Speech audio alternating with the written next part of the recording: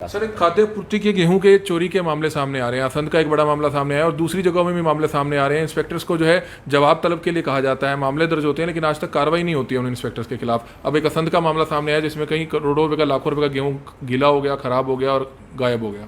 असंध का मामला संज्ञान में हमारे आया है और उसमें एक इंस्पेक्टर की मिली भगत की भी बात सामने आई है।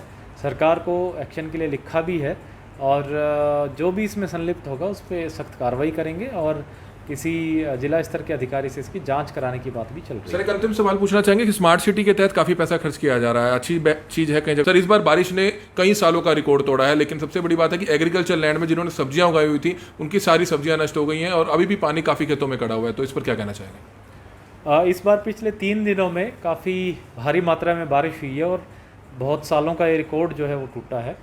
और इस वजह से करनाल में जो हमने अपनी रिपोर्टिंग कराई तो उसमें 31 गांव में लगभग 3000 एकड़ के करीब ज़मीन की जो है फसल को नुकसान हुआ है। तो एक तो हमने उसको सरकार को भेजा है कि इसमें कोई भी जो मुआवजे का प्रावधान है वो किसानों को उपलब्ध कराया जाए ताकि उनका जो नुकसान हुआ है उसकी भरपाई हो सके।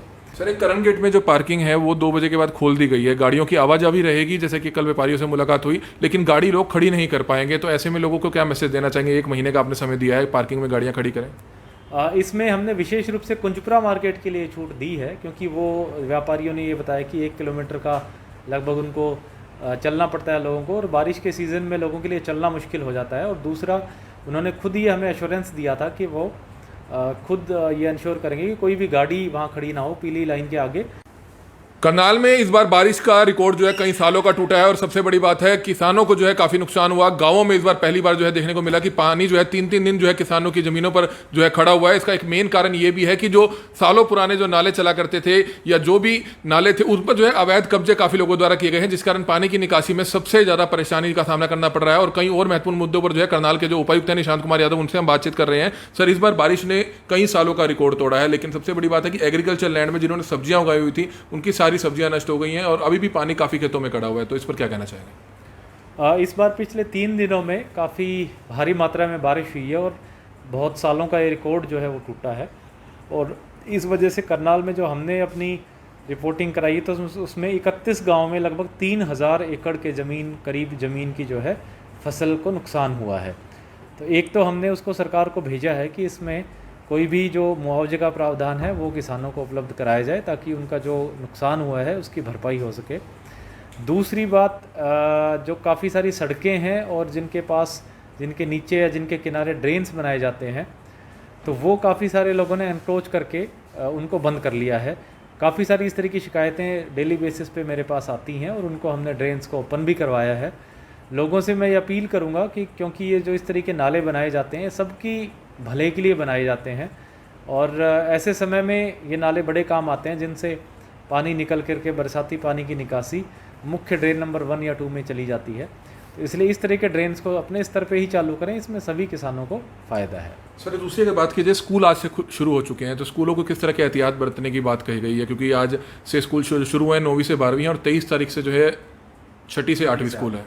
तो स्कूल काफ़ी बड़ी इंतज़ार के बाद खुले हैं और उसमें सरकार ने एक स्पेसिफिक प्रोटोकॉल भी डिफ़ाइन किया है कि जिसके आधार पे स्कूल खोले जाएंगे और सभी जो बच्चे आएंगे वो पेरेंट्स की ऑफ कोर्स परमिशन के साथ आएंगे। जितने भी कोविड के रूल्स हैं, नियम हैं, उनको फॉलो किया जाएगा। पर्टिकुलर जो सीट है, सिटिंग स्पेस है, वहाँ बाय नेम डेजिग्नेशन के साथ जो है उस स्टूडेंट को बैठना होगा। डिस्टेंसिंग का ध्यान दिया जाएगा।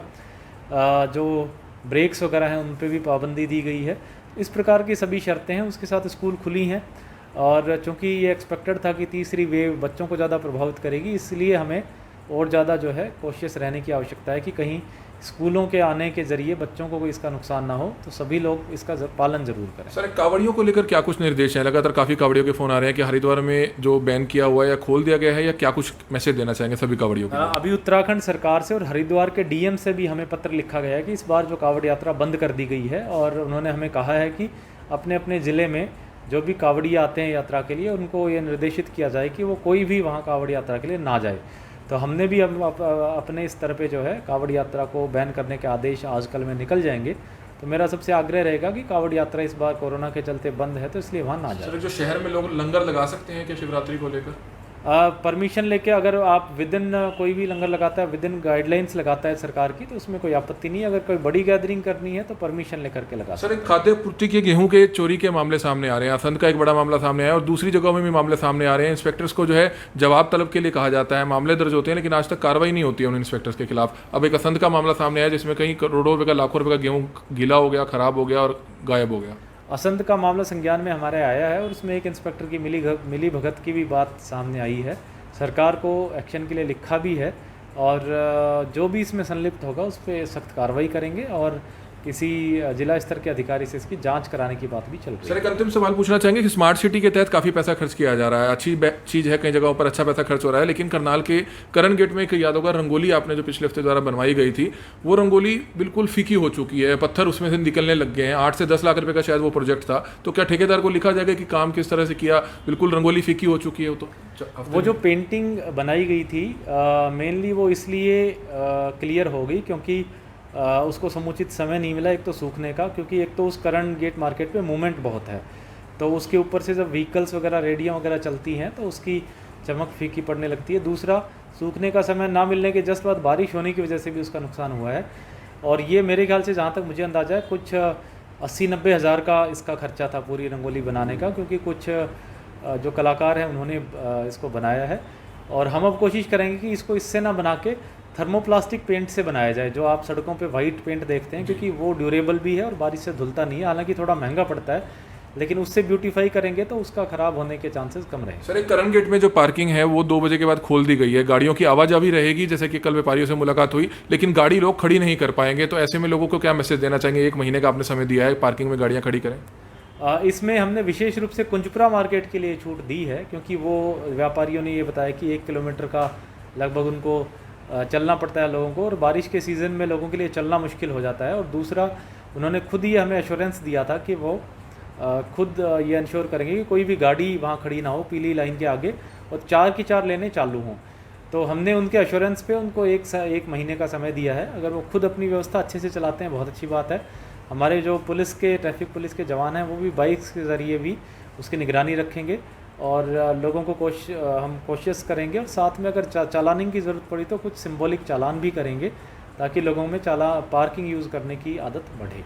ठीक है, शुक्रिया। तो ये आप देख रहे हैं करनाल के उपायुक्त निशांत कुमार यादव, जिनसे जो है करनाल ब्रेकिंग न्यूज़ बातचीत कर रहा था। लेकिन सबसे बड़ी बात है, एक चीज़ ये निकलकर सामने आई है कि जो 3 दिन से लगातार बारिश हो रही थी, उसमें ये चीज़ निकलकर सामने आई है कि गाँवों में लोगों ने जो नाले हैं उन पर ही अवैध कंस्ट्रक्शन किया हुआ है, उन पर ही कब्जा किया हुआ है, जिस कारण जो है इस बार देखा गया कि गाँवों में भी बाढ़ जैसे हालात हो गए थे और सभी किसानों की जो फसलें हैं वो डूब गई थी। हालांकि उपायुक्त ने यह कहा है कि जिनकी भी फसलें खराब हुई हैं उनको जो है मुआवजा दिलाया जाएगा। दूसरा भी कहीं महत्वपूर्ण मुद्दों पर जो है करनाल के उपायुक्त निशांत कुमार यादव से हमने बातचीत की। खाद्य पूर्ति विभाग में किस तरह से जो इंस्पेक्टर हैं या जो अधिकारी हैं वो बड़े घोटालों को अंजाम दे रहे हैं, उनके खिलाफ हालांकि आज तक कार्रवाई नहीं हुई है। मामले जरूर दर्ज हो जाते हैं, लेकिन किसी भी इंस्पेक्टर के खिलाफ या किसी भी अधिकारी के खिलाफ आज तक कोई कार्रवाई नहीं हुई है। उम्मीद है इस बार कोई कार्रवाई होगी। हमारी आप सभी से अपील रहेगी कि जितने भी लोग इस खबर को देखें, इस खबर को ज्यादा से ज्यादा जरूर शेयर करें। Kamal media, Karnal breaking news, Karnal. Karnal breaking news, Karnal की हर बड़ी खबर, हरियाणा की हर बड़ी खबर आप तक सबसे पहले पहुंचाता है। कुछ लोगों के फोन आते हैं कि उनको हर खबर शो नहीं होती है, उसके लिए आज ही आप हमारा एक बार फेसबुक पेज खोलिए, करनाल ब्रेकिंग न्यूज पर जाइए, आपको इस तरह से ऑप्शन नजर आएगा, यहां पर बेल आइकन होगा, सबसे पहले आपको उसको क्लिक करना है, फिर दोबारा से क्लिक कर ये तमाम ऑप्शंस खुलेंगे। सबसे ऊपर आएगा न्यूज फीड का ऑप्शन, उसको आपको क्लिक कर फेवरेट्स में जाना है। उसके बाद पोस्ट का ऑप्शन आएगा, उसको क्लिक कर आपको हाइलाइट्स में जाना है। वीडियोस का ऑप्शन आएगा, उसको क्लिक कर आपको ऑल नोटिफिकेशंस करना है, और उसके बाद लाइव वीडियोस का ऑप्शन आएगा, उसको भी क्लिक कर ऑल नोटिफिकेशंस करना है। जिसके बाद करनाल व हरियाणा की हर बड़ी खबर आपके मोबाइल फोन तक सबसे पहले पहुंचेगी।